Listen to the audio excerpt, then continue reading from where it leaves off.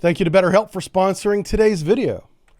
All right, so the Houthis are attacking shipping off the coast of Yemen. They got very close to hitting a U.S.-flagged oil tanker, MV Torm Thor, in the Gulf of Aden on February 24th.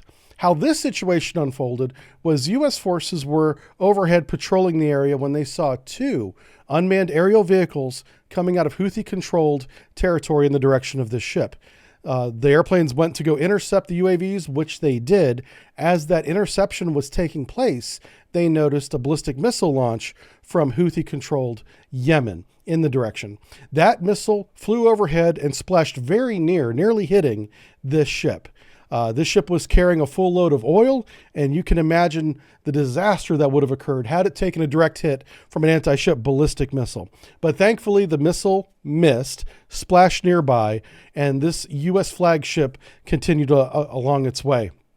So the Houthis are continuing their attacks. They're getting unlucky, which is good for us. But eventually, one of these ships is going to take a catastrophic hit if they're not stopped. I don't know what the deal is with the Houthis. Maybe they have anger issues and need better help. From our sponsor here. This is a very personal sponsor for me because I began therapy years ago and it changed my life. So I really want it to help others as well.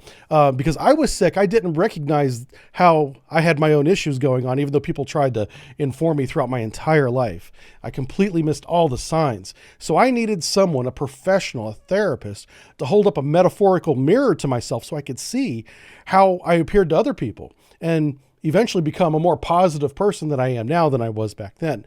BetterHelp connects you with a licensed therapist who is trained to listen and give helpful, unbiased advice. So the way it works is you get started by filling out a questionnaire like this. This assesses your specific needs. They'll get you matched with a therapist usually within 48 hours. So it can happen very fast. You'll be able to schedule your own therapy sessions at a time that's convenient for you. And starting therapy, like for me, can be daunting. I didn't want to have any face-to-face sit-downs. I didn't want to be on a couch talking to someone I didn't know. So you can do it through messaging like this app here, or you can do it through video chat and phone calls. The method is yours to choose. BetterHelp connects you with their network of over 30,000 therapists. This gives you a wider range of expertise to choose from. And if your first therapist isn't right, which is more common than you may think, that's okay. You can easily switch to a new therapist at no additional cost and without stressing whether insurance will cover it or if it's inside your network. You don't need to worry about any of that. BetterHelp takes care of all of it. So if you think you might benefit from therapy, consider BetterHelp. Click the link in the description or visit betterhelp.com/subbrief. All right. So let's get back to just off the coast of Yemen. That's where Carrier Strike Group 2 is. They're continuing to do daily air attacks into Houthi-controlled Yemen. They're averaging more than a dozen targets a day.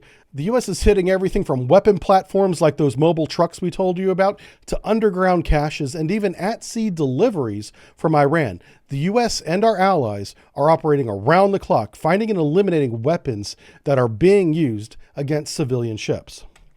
This is an image taken from a U.S. drone over an Iranian weapon cache that was being delivered to Yemen. This is what the U.S. troops found when they got on board. Found many weapon parts for making an anti-ship cruise missile here. Here you can see 5 motors with all the fuel that they would need for them, different weapon parts, body parts for the cruise missile. All this was being delivered on that one ship. They also found explosive compounds. These are how explosive compounds are shipped before being mixed, so they don't, detonate or burn during the shipping process. They kind of keep them separate, like this here. They also found shaped weapon charges. Presumably, the explosives would be packed into something like this. I'm not a weapons expert. Some of you are. If you would like to tell us more about what this is, this looks like the warhead of an anti-ship cruise missile to me, but I might be wrong. Please correct me in the comments. I'd love to learn more about this. So, Defense Secretary Lloyd Austin said that the strikes will continue to degrade the Houthi capabilities. He also reiterated that the Houthi attacks on civilian shipping are illegal, of course, but they're also harming the Middle East economy because they're hitting ships or attacking ships that are going to Middle East ports with Middle East goods, including food and even humanitarian aid. Not to mention the environmental damage even one of these ships sinking will cause if it is sunk. And I might add, we've talked about the humanitarian aid from the United Nations into Houthi-controlled Yemen. These attacks are putting those deliveries at risk, as any other deliveries are, because they won't stop or they won't, choose their targets wisely like they say they're doing. They're just shooting any ship they can hit, including ships delivering food, like we pointed out last week, to Yemenis ports. So, this is the Rubymar now. Rubymar was struck by they believe an anti-ship ballistic missile. After I saw the damage, it looked like a cruise missile to me. Hit the rear end of the Rubymar, the engine room, right underneath the tower that's at the aft end of that ship. There was a strike near the waterline that flooded the engine room. That is quintessential anti-ship ballistic or anti-ship cruise missile damage. So the crew wisely abandoned this ship, thinking that it was going to sink. Here we are, more than a week later. The ship has not sunk yet, but is sinking aft with a flooded engine room. The bow is completely out of the water now as she floats around the Red Sea.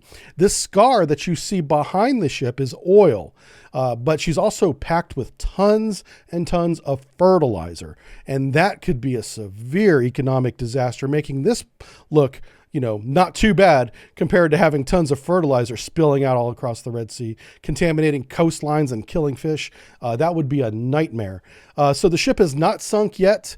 If she maintains watertight integrity, she won't sink, but someone has to tow it to a beach and, or a port just to unload that fertilizer, because if she sinks with the fertilizer in the holds, eventually over time, it's going to leach out and contaminate the entire region. That would be a disaster for sure. And I do want to give some credit to the Royal Air Force for doing their part. Again, here I shine the spotlight on the U.S. Navy and our coalition partners offshore doing their work, but this is also as much an Air Force mission as it is anything else, including special forces. But the Royal Air Force coming out of the UK, they're using Paveway 4 precision bombs to hit targets inside of Houthi-controlled Yemen. As you see here, they published this map for us. Credit to the MOD for that. That's Ministry of Defense gave us this map. Some of the targets include drone manufacturing facilities and missile assembly sites. So the missile parts the Americans had found and captured offshore were on their way probably to these missile assembly sites where they would be put together. Between us and our allies, we've struck both. We got the parts and we destroyed the assembly buildings as well.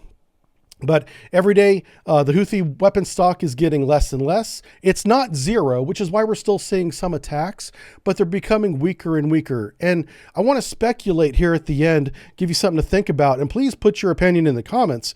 Saudi Arabia has been directly involved on one side of this civil war since 2015, so 9 years now. They've been supporting the Yemenis government that was ousted by the Houthis. So as we weaken the Houthis, taking away their stockpile of weapons and degrading their strength, we could see a surge from the Yemenis government that was ousted years ago back into Houthi-controlled territory. We might actually see the end of the Yemeni civil war, which would be an unintended benefit. That would be a silver lining on the end of all this. So there is a bright side to this. If we keep up the pressure, it is possible that the government of Yemen will take control of the capital again. What do you think about that? Am I putting, too much of a silver lining on a cloud here? Or, I'm just thinking that is one benefit that we can see from all of this tragedy, whether it's ecological or humanitarian. This might end a civil war in the end. All right. Make sure you check out today's sponsor. Click the link in the description or just go to betterhelp.com/subbrief. You'll be glad you did.